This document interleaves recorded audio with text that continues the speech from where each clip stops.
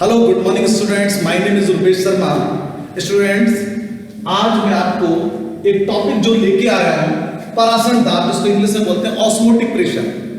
देखिए, सबसे important topic है और ये आपको बायोलॉजी में भी होगा और केमिस्ट्री में भी है, क्योंकि इसी को जिसमें बायोलॉजी और केमिस्ट्री दोनों में टॉपिक आते हैं, उन टॉपिक को बोलते हैं या उस साइंस को बोलते हैं बायोकेमिस्ट्री।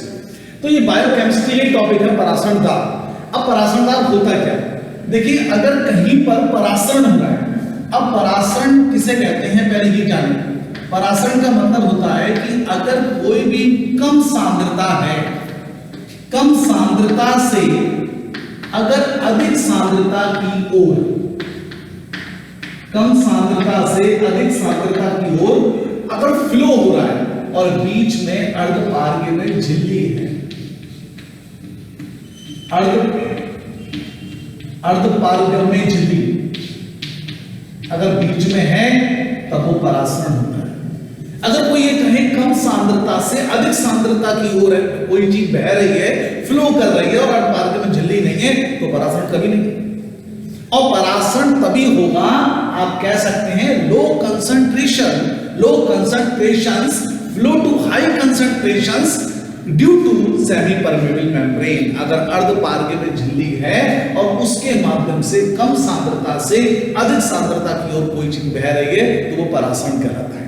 और जब परासरण हो रहा है, इस परासरण की क्रिया को रोकना है, तो परासरण की क्रिया को रोकने के लिए हम जितना प्रेशर लगाते हैं, जितना दाब लगाते हैं, उसको हम बोलते हैं परासरण दाब। टॉपिक को समझें और जितना आप समझेंगे उतना वो आपको लंबे समय तक याद रहेगा। तो यहां पर बात करी मैंने परासरण क्या है, तो परासरण का मतलब कम सांद्रता से अधिक सांद्रता, लेकिन ये होना चाहिए semi permeable membrane should not present, तो नो ऑस्मोसिस। परासरण नहीं होगा, परासरण तभी होगा जब इसमें सेमी परमेबल मेम्ब्रेन होगी। अब परासरण की क्रिया हो रही है, इसको आप रोक रहे हैं, इसको रोकने के लिए जितना प्रेशर लगाएंगे उसको हम बोलेंगे परासरण दाब। Is that clear? अब मैं आपको बता रहा हूं परासरण दाब ज्ञात करने की विधि, बहुत इंपोर्टेंट है। परासरण दाब ज्ञात करने की जो विधि है, बर्कले हार्डले विधि, बर्कले हार्टले मेथड। इस विधि में आपको पता चलेगा कि कैसे परासरण की क्रिया हो रही थी और परासरण की क्रिया को रोकना है, और परासरण क्रिया को रोककर कितना प्रेशर लगाया, जिसको हमने मैनोमीटर्स द्वारा उसको मेजर किया, और मेजर करने के बाद फिर हमें पता चला कि हमने इस पर दाब कितना डाला था। देखिए, सबसे पहले क्या होता है, जैसा मैं बोल रहा हूं वैसे इसका डायग्राम बनेगा। इसमें एक सरंध्र नली होती है, ये एक सरंध्र नली बना,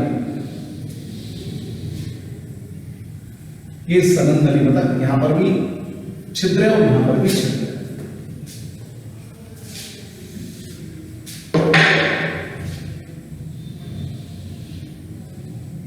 इसमें एक सरंध्र नली होती है, इन सरंध्र नली के एक सिरे पर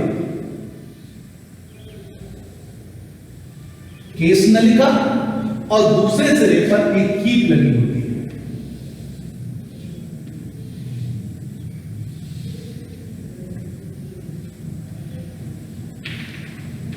और इसमें कीप के माध्यम से इसमें क्या करते हैं, हम विलायक को भर देते हैं, और विलायक वो होता है जिसका परासरण दाब ज्ञात करना होता है। और ये केस नलिका है, ये क्यों लगी है इसका भी एक रीजन दूंगा मैं आपको। इसमें चिन्ह ए बी सी, और जब हमने इसमें विलायक भरा तो विलायक का जो जल का तल है वो यहां पर हमने इसमें क्या कर दिया, भर दिया। अब यहां पर इस सरंध्र नली के दोनों साइड में, अपर एंड लोअर साइड में, एक अर्धपारगम्य झिल्ली लगी।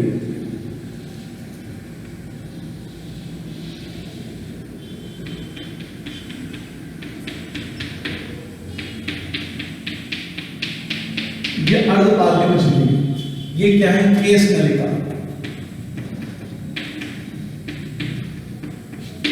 ये क्या है, कीप, ये क्या है, सरंध्र नली,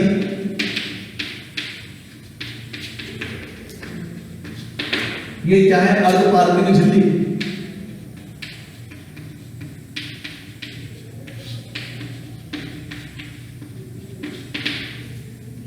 और इस सरम नली को एक स्टील के पात्र में लगा देते हैं,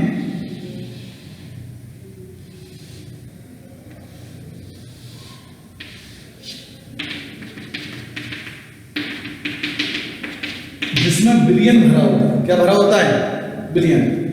अर्धपारगम्य झिल्ली को ऐसे ही तरह करके ले लो,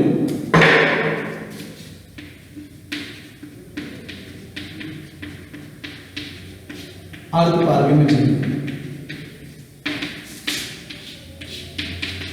इसमें विलयन भरा होता है, इसमें और इसमें विलयन है। इसमें एक पिस्टन और दाबमापी जोड़ देते हैं। क्या जोड़ देते हैं, दाबमापी। ये पिस्टन है और ये दाबमापी।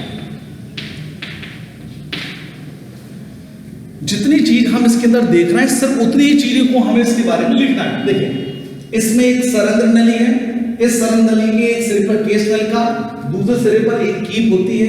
इस सरंध्र नली के दोनों सिरों पर अर्धपारगम्य झिल्ली लगी होती है, इसमें बिलाइट को भर लेते हैं। इस सरंध्र नली के ऊपर मतलब एक स्टील का पात्र फिट होता है ऊपर नीचे, इसमें विलयन भर देते हैं और इस विलयन वाले जो पात्र में एक पिस्टन और दाबमापी जुड़ा रहता है। इतनी बात नॉर्मल है। अब इसके बाद प्रोसेस क्या है, क्रिया विधि क्या है।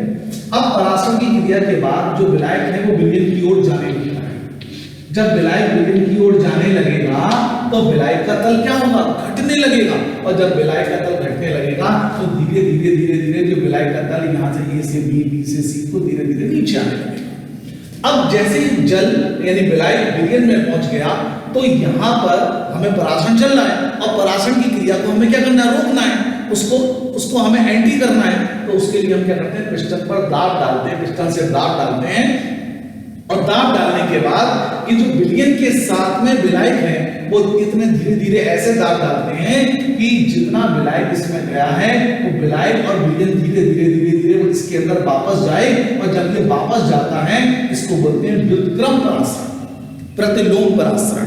और जब ये परासरण की क्रिया हो रही है और परासरण की क्रिया को हमें क्या करना है, पिस्टन द्वारा रोक रहे हैं। और रोकने के बाद जब हम इसमें दाब डालते हैं, लेकिन दाब डालने की स्थिति क्या है, धीरे धीरे। क्यों, उसका रीजन क्या है। अब माना कि पहले जल का तल ए पर था और आप दाब धीरे धीरे, हमारा केस नल का इससे भी ऊपर है तो आपको जल का तल केवल जो पहले था वहीं पर ही रखना है। आप दाब ऐसे नहीं डालें, आपने सीधे दाब डाला और सीधे पहुंच गया वो ए से ऊपर, नहीं। तो धीरे धीरे दाब डालेंगे तो कहां पर आएगा, सी पर आया। थोड़ा थोड़ा दाब डालेंगे फिर कहां पर आया, बी पर आया। फिर थोड़ा थोड़ा इस पर दाब डालेंगे तो ये जल का तल कहां जाएगा, ए पर आएगा। और थोड़ा दाब डालेंगे तो ऊपर भी जाएगा। लेकिन हमें ऊपर से मतलब नहीं, हमें कहां से मतलब है, जहां पर पहले वो था। और जैसे ही हमने धीरे धीरे दाब डाला और जैसे ही वो जल का तल ए पर आ गया, उसको हमने तुरंत नोट कर लिया, वही असलियत में परासरण था।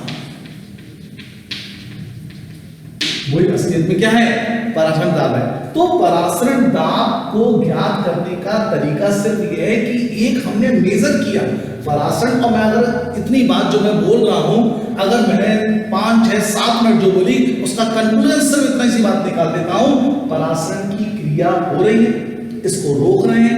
रोकने पर जो दाब लगाया, दाब को नोट कर लिया, परासरण दाब है। दाब को नोट कर लिया, वही एक्चुअल में ऑस्मोटिक प्रेशर है, परासरण दाब है।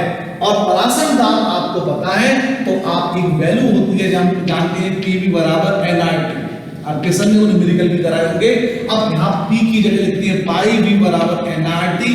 इस तरह से हम परासरण दाब निकालने के लिए एनआरटी अपॉन वी करते हैं और डब्ल्यू एन होता है, डब्ल्यू बटे एम होता है, आरटी अपॉन वी। इस तरह से हम इसकी न्यूमेरिकल आराम से निकाले जा सकते हैं। लेकिन इसको ज्यादा ध्यान नहीं दें, इसको देखिए।